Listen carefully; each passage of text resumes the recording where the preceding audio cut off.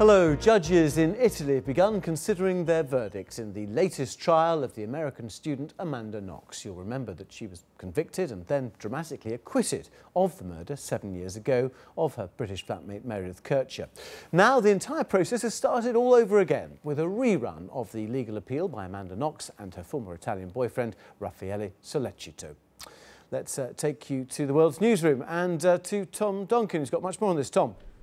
Yeah, hi Tim, and as you said, we're still waiting for that verdict to take place in Italy in the latest development of this story and this case. And I brought you down to the world's newsroom today because I'm in the online and social media section, but that's because these are the people that are going to deliver that verdict first when it happens to our audiences around the world. So let's have a chat with them, and we can talk to Sam Barry, who's heading up our social media coverage today.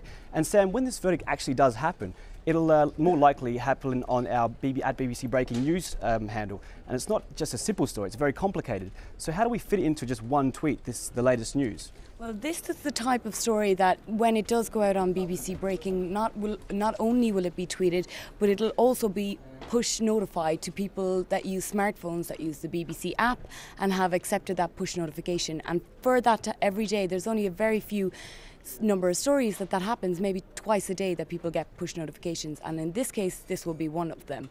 To prepare for something like this, the social news team will work really in conjunction with the online team, and we'll use something that's called the breaking news tool for this. And what that means is that you can get that tweet out, you can push notification, and you're also creating an online story that can be updated depending on the verdict, depending on the reaction from families.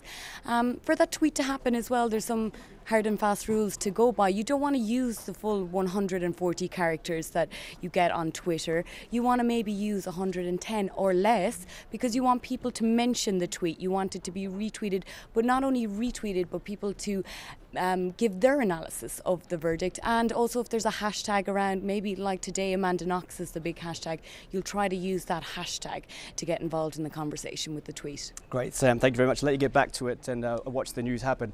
And I'm going to take you from one Sam to another because Sam Wilson is our online Europe editor. And basically what happens when the news indeed does come out is it'll be tweeted first, and then people can click on a link with that tweet, and that'll come here to these guys. Sam, you're still waiting like the rest of us. How have you prepared for the verdict if and when it does happen today? Well, that's right. We've been waiting all day, and the verdict might come in at any time. So we've got a news story ready, which is all about the verdicts being due.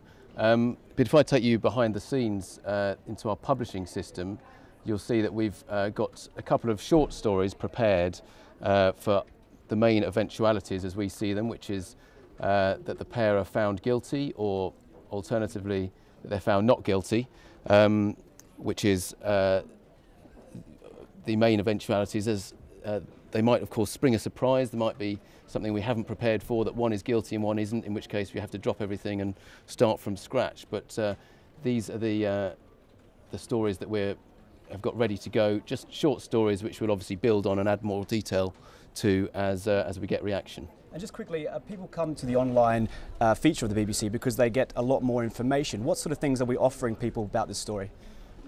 Well, that's right. We find that this has been a long and complex case. People forget exactly where we are in the long saga. So, for instance, our Q&A is very popular with readers who want to be able to see the complex issues of the case, but in brief, a reminder of what has happened. And then for those who have got time to look in more detail, we've got, for instance, our timeline, which goes back 6 or 7 years to the beginnings of the case, showing every major twist and turn, and to bring our readers up to date. Great, thank you very much, Sam. I'll let you get back to it. So, Tim, we're all still waiting for the verdict to come out, but no matter what happens, there's still likely to be another appeal in Italy. So, one more chapter left, I think, of this story.